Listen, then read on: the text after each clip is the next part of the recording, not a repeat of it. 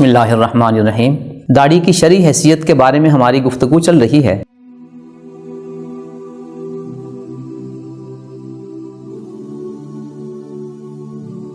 گزشتہ نشست میں نبی اکرم صلی اللہ علیہ وسلم کی احادیث شریفہ کی روشنی میں داڑھی کی شرعی حیثیت آپ کے سامنے واضح کی گئی۔ ہمارے ایک میڈیا اسکالر سنت کا جب تصور اپنے مخصوص تناظر میں پیش کرتے ہیں تو وہ کہتے ہیں کہ سنت بنیادی طور پہ سنت ابراہیمی کا تسلسل ہے اور سنت سے مراد سنت ابراہیمی ہے، جیسا کہ انہوں نے اپنی کتاب میزان کے صفحہ 14 پر اور اپنی کتاب مقامات کے صفحہ 147 پر کہا، سنت سے ہماری مراد دین ابراہیمی کی وہ روایت ہے جسے نبی صلی اللہ علیہ وسلم نے اس کی تجدید و اصلاح کے بعد اور اس میں بعض اضافوں کے ساتھ اپنے ماننے والوں میں دین کی حیثیت سے جاری فرمایا ہے۔ اس کے ساتھ ساتھ وہ اپنے مخصوص سنت ابراہیمی کے تسلسل کو بیان کرتے ہوئے اپنی کتاب میزان کے صفحہ 46 پر لکھتے ہیں، دین ابراہیمی کی روایت کا یہ حصہ جسے اصطلاح میں سنت سے تعبیر کیا جاتا ہے، قرآن کے نزدیک خدا کا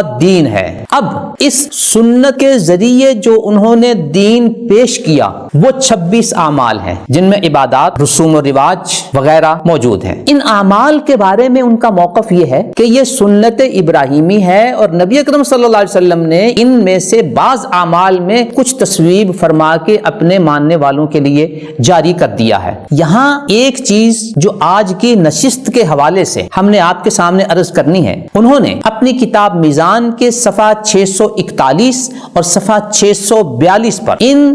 دینی اعمال کے سنت ابراہیمی ہونے کا جو حوالہ دیا ہے وہ جواد علی کی ایک کتاب المفصل فی تاریخ العرب قبل الاسلام ہے، جو آج سے تقریباً 50 سال پہلے چھپی ہے، اور جناب جواد علی صاحب عراق سے تعلق رکھتے تھے اور ان کی وفات چند سال پہلے ہوئی ہے۔ یوں جب انہوں نے ان 26 اعمال میں سے بعض اعمال کو سنت ابراہیمی ثابت کرنے کے لیے دور حاضر کے جواد علی صاحب کی کتاب المفصل فی تاریخ العرب قبل الاسلام کی جلد 6 صفحہ 346 کا حوالہ دیا، تو یہاں میں ایک بڑی دلچسپ بات آپ کے سامنے رکھتا ہوں کہ ان اعمال کو تو انہوں نے سنن ابراہیمی ثابت کرنے کے لیے جواد علی کی المفصل کا حوالہ دے دیا، لیکن اسی کتاب المفصل کی جلد 8 صفحہ 201 پر اسی داڑھی کو سنن ابراہیم میں سے بھی شمار کیا گیا ہے۔ کیا میں اور آپ بجا دول پر یہ سوال نہیں کر سکتے کہ جناب میڈیا اسکالر، جب آپ نے سنت ابراہیمی سے کچھ اعمال کو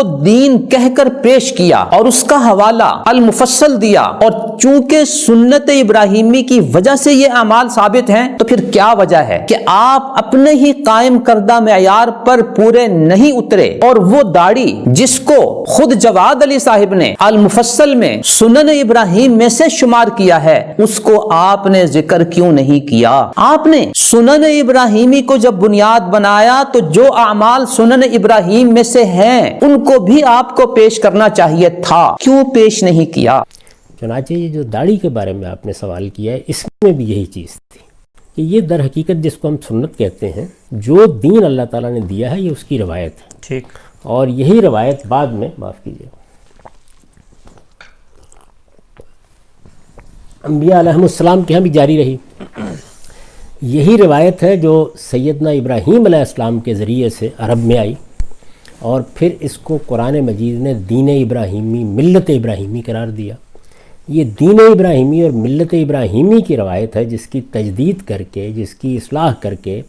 رسالت میں آپ صلی اللہ علیہ وسلم نے اگر کوئی اضافہ ضروری تھا تو وہ کیا اور اس کو جاری کر دیا۔ یہ سنت ہے، یہ دین سے پہلے کا علم ہے۔ تو میں نے دیکھا کہ کیا ان میں یہ چیز موجود ہے، تو معلوم ہوا کہ وہاں بھی نہیں ہے۔ سوال نمبر 2، بڑے ادب سے میں اور آپ یہاں پر یہ سوال کر سکتے ہیں کہ جناب میڈیا اسکالر، جب آپ نے بعض رسوم و آداب کے سنن ابراہیمی ثابت کرنے کے لیے دور حاضر کی ایک کتاب المفصل کی جلد 6 صفحہ 346 کا حوالہ دیا، تو اسی المفصل میں جلد 8 صفحہ 201 پر جب داڑھی کو سنت ابراہیمی اور فطرت شمار کیا گیا ہے، آپ نے اس حوالے کو کیوں کیوں چھپایا؟ کیا صرف اس لیے کہ آپ خود داڑھی والے عمل کو اپنانے کے لیے ذہنی طور پر آمادہ نہیں ہیں؟ تو آپ اپنے ہی معیار پر پورے نہیں اتر رہے کہ جس کتاب سے آپ دیگر رسوم و رواج، دیگر رسوم و آداب ثابت کر رہے ہیں، اسی کتاب میں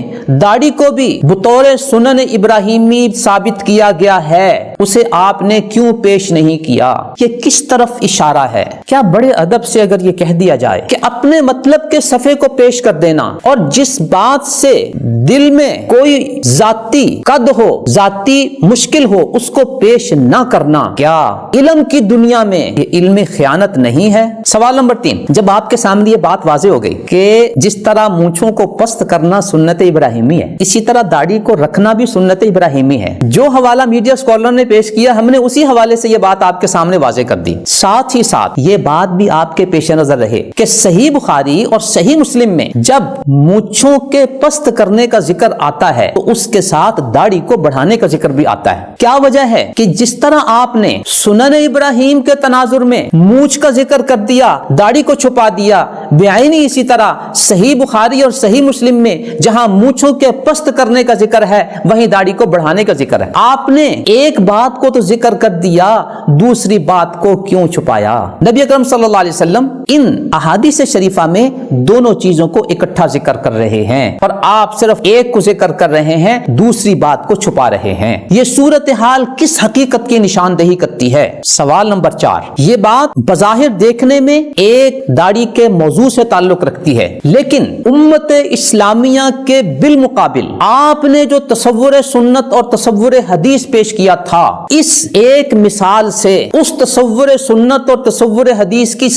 ساری حقیقت میرے اور آپ کے سامعین کے سامنے کھل کر آ گئی کہ یہ صورتحال صرف اور صرف امت کو الجھانے کا ایک مخصوص طریقہ ہے جو آپ نے اپنایا ہے کہ مخصوص سنت و حدیث کا تصور پیش کیا جائے، سنت میں اجماع اور تواتر کی شرط لگائی جائے اور اس کے مقابل جن چیزوں کو آپ نے تسلیم نہیں کرنا ان کو حدیث کہہ دیا جائے، خبر احاد کہہ دیا جائے اور یہ کہہ دیا جائے کہ ان سے کوئی عمل ثابت نہیں ہوتا۔ تو جس طرح یہ مونچھوں کو پست کرنے کا ذکر اجماع اور تواتر کے ساتھ ثابت ہے، بعینی ہی اسی طرح اجماع اور تواتر کے ساتھ داڑھی کو بڑھانے کا ذکر بھی انہی احادیث شریفہ میں آیا ہوا ہے۔ یوں آپ کے تصور سنت و حدیث کی حقیقت کھل کر میرے اور آپ کے سامنے آ گئی کہ یہ صرف اور صرف مخصوص مسائل کو ثابت کرنے اور مخصوص مسائل کو مسترد کرنے کے لیے آپ کا ایک ایسا ملمہ ساز طریقہ ہے جس کے پس منظر میں آپ ان چیزوں کو چھپانا چاہتے ہیں جسے لوگوں کے سامنے واضح نہ کرنا چاہتے ہوں۔ سوال نمبر 5، بڑی دلچسپ بات آپ کے سامنے رہے کہ میزان کے صفحہ 14 پر جب انہوں نے یہ کہا کہ یہ 26 سنتیں دین ہیں جو سنت سے ثابت ہوتی ہیں، اس کے بعد وہ لکھتے ہیں سنت یہی ہے اور اس کے بارے میں یہ بالکل قطعی ہے کہ ثبوت کے اعتبار سے اس میں اور قرآن مجید میں کوئی فرق نہیں ہے۔ کیا میں اور آپ بجا طور پر یہ سوال نہیں کر سکتے کہ آپ جب ہمارے نبی اکرم صلی اللہ علیہ وسلم کے ارشادات کو ثابت کرنے کے لیے اور ان کے ہم تک پہنچنے کے لیے اجماع اور تواتر کی شرط لگا کر ان کو قبول کرنے کا نعرہ لگاتے ہیں اور اس کو یہ کہتے ہیں کہ یہ بالکل قطعی ہیں، ثبوت کے اعتبار سے ان میں اور قرآن مجید میں کوئی فرق نہیں ہے، کیا آپ بتا سکتے ہیں کہ جن اعمال کو آپ سنن ابراہیمی کہتے ہیں، حضرت ابراہیم علیہ السلام سے لے کر نبی اکرم صلی اللہ علیہ وسلم تک ان کے سنن ابراہیمی ہونے کے حوالے سے آپ کے پاس کیا ثبوت ہے؟ آپ کو چاہیے تھا کہ جس طرح آپ احادیث شریفہ کے بارے میں نبی اکرم صلی اللہ علیہ وسلم سے لے کر ہم تک پہنچنے کے لیے اجماع اور تواتر کی شرط لگاتے ہیں، بعین ہی یہی شرط حضرت ابراہیم علیہ السلام سے لے کر نبی اکرم صلی اللہ علیہ وسلم تک ان اعمال کے سنت ہونے کے لیے رہنی چاہیے تھی اور اسی شرط کے ساتھ آپ کو ان سنتوں کو ثابت کرنا چاہیے تھا۔ یہ آپ کے اپنے اصول کا تقاضا تھا، لیکن کیا وجہ ہے کہ حضرت ابراہیم علیہ السلام سے لے کر نبی اکرم صلی اللہ علیہ وسلم تک کا جو دور ہے، اس میں ان اعمال کے سنت ابراہیمی ثابت کرنے کے لیے آپ کے پاس نہ تو اجماع ہے نہ تواتر ہے۔ اجماع اور تواتر تو دور کی بات ہے، آپ کی اصطلاح کے اعتبار سے خبر احاد بھی نہیں ہے کہ ایک ایک آدمی، دو دو آدمی، تین تین آدمی ان اعمال کو ابراہیم علیہ السلام سے لے کر نبی اکرم صلی اللہ علیہ وسلم تک سند کے ساتھ پیش کر رہے ہوں، تو اگر نبی اکرم صلی اللہ علیہ وسلم سے لے کر ہم تک کوئی خبر احاد آتی ہے تو آپ کہتے ہیں اس سے کوئی عقیدہ اور کوئی عمل ثابت نہیں ہوتا۔ تو سنت ابراہیمی میں حضرت ابراہیم علیہ السلام سے لے کر نبی اکرم صلی اللہ علیہ وسلم تک اس تسلسل کو ثابت کرنے کے لیے آپ کے پاس تو خبر احاد بھی نہیں ہے، آپ کے پاس تو کوئی ثبوت بھی نہیں ہے۔ کیسے آپ نے ان اعمال کو سنت ابراہیمی ثابت کر دیا اور یہ کہہ دیا کہ سنت یہی ہے اور اس کے بارے میں یہ بالکل قطعی ہے کہ ثبوت کے اعتبار سے اس میں اور قرآن مجید میں کوئی فرق نہیں ہے؟ سنت ابراہیمی کا حوالہ آپ نے کون سا دیا؟ ابراہیم علیہ السلام سے لے کر نبی اکرم صلی اللہ علیہ وسلم تک تسلسل والا نہیں، بلکہ نبی اکرم صلی اللہ علیہ وسلم کے بھی 1400 سال بعد کے ایک مصنف جواد علی صاحب کی المفصل فی تاریخ العرب قبل الاسلام، وہ آپ نے پیش کر کے یہ کہہ دیا کہ یہ سنن ابراہیم ہے۔ اب آپ پھر ان کی اس سابقہ عبارت کی طرف ذرا آئیے جو انہوں نے میزان کے صفحہ 14 اور مقامات کے صفحہ 147 پر کی ہے کہ سنت سے ہماری مراد دین ابراہیمی کی وہ روایت ہے جسے نبی اکرم صلی اللہ علیہ وسلم نے اس کی تجدید و اصلاح کے بعد اور اس میں بعض اضافوں کے ساتھ اپنے ماننے والوں میں دین کی حیثیت سے جاری فرمایا ہے۔ اسی میزان کے اسی صفحہ 14 کی یہ عبارت پڑھ لیں کہ سنت یہی ہے اور اس کے بارے میں یہ بالکل قطعی ہے کہ ثبوت کے اعتبار سے اس میں اور قرآن مجید میں کوئی فرق نہیں ہے۔ اب آپ ابراہیم علیہ السلام سے لے کر آج تک کس طرح اس کو اپنی شرائط کے مطابق تواتر اور اجماع کے ساتھ ثابت کر سکتے ہیں؟ وہ آپ نے ہرگز نہیں کیا اور حوالہ 1400 سال بعد کا آپ نے دے دیا جو آپ کے اپنے معیار سنن کے مطابق بھی صحیح نہیں ہے۔ سوال نمبر 6، جب صحیح بخاری اور صحیح مسلم میں ان احادیث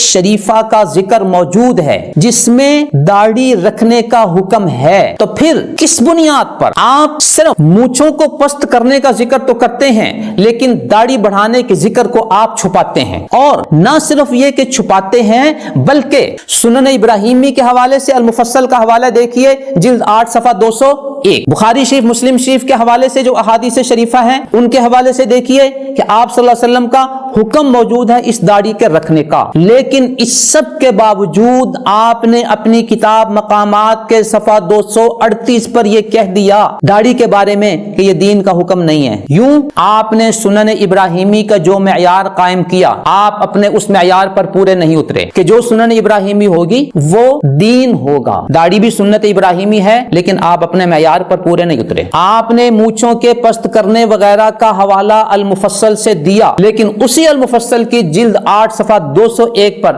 داڑھی کے سنن ابراہیمی کا جو ذکر ہے اس کو آپ نے چھپایا۔ نمبر 3، صحیح بخاری صحیح مسلم میں داڑھی بڑھانے مونچھوں کے کٹانے کا ذکر ہے، آپ نے صرف مونچھوں کا ذکر کیا، داڑھی کے بڑھانے کو چھپایا۔ نمبر 4، بظاہر یہ دیکھنے میں ایک مسئلہ ہے لیکن داڑھی کے اور سنن ابراہیمی کے تناظر میں آپ کے تصور سنت اور تصور حدیث کی پوری حقیقت جو ہے وہ کھل کر میرے اور آپ کے سامعین کے سامنے آ گئی۔ نیز ان 26 سنتوں کے بارے میں جب آپ یہ کہتے ہیں کہ یہ قرآن کی طرح قطعی ہیں، قرآن مجید میں اور ان میں کوئی فرق نہیں ہے، بھئی نبی اکرم صلی اللہ علیہ وسلم سے ہم تک ان کے پہنچنے میں تو چلو آپ نے اجماع اور تواتر کی شرط لگا دی، ابراہیم علیہ السلام سے لے کر نبی اکرم صلی اللہ علیہ وسلم تک ان اعمال کے ثبوت کا کون سا حوالہ آپ کے پاس ہے اجماع اور تواتر کے حوالے سے؟ آخری بات تھی کہ بخاری مسلم میں ان کا حکم ہے اور آپ کہتے ہیں کہ داڑھی دین میں کوئی حکم نہیں ہے جیسے مقامات صفحہ 238 پر آپ نے کہا۔ محترم سامعین، آج کی ہماری اس ساری گفتگو سے آپ کے سامنے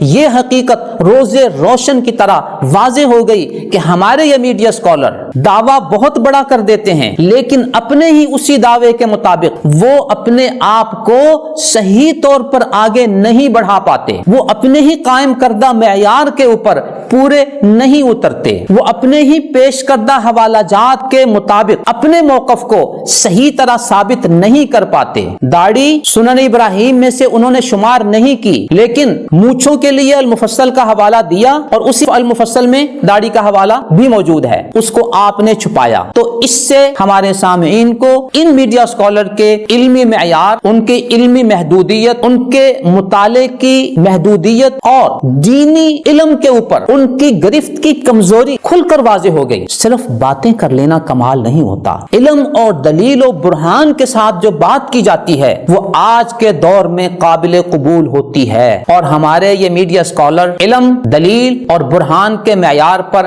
کتنا پورا اترتے ہیں یہ ہماری آج کی گفتگو سے کھل کر آپ کے سامنے واضح ہو گیا۔ اب فیصلہ آپ نے کرنا ہے کہ سنن ابراہیمی کے بنیاد پر جس طرح مونچھیں کٹانا، ختنے کرنا، ناخن کاٹنا وغیرہ یہ سنن ابراہیمی ہے تو داڑھی رکھنا بھی سنن ابراہیمی ہے۔ لہٰذا میں بڑے ادب کے ساتھ یہ گزارش کروں گا کہ موصوف آپ اپنے معیار پر پورے اترتے ہوئے سنن ابراہیمی کو اپناتے ہوئے خود بھی اپنی داڑھی مبارک کو بڑھا لیجئے، اور وہ باتیں جو آپ نے کہی ہیں کہ یہ دین کا حکم نہیں ہے، بڑی مہربانی کے ساتھ گزارش ہے کہ ان کو بھی اپنی کتابوں سے ریموو کر دیجئے تاکہ آپ اپنے ہی قائم کردہ معیار کے اوپر پورے اتر سکیں۔ اللہ تعالیٰ مجھے اور آپ کو دین کی صحیح بات سمجھنے کی، صحیح بات پیش کرنے کی اور صحیح بات پر عمل کرنے کی توفیق عطا فرمائے، آمین۔ نظروا لطيبة ونور طه يسطعون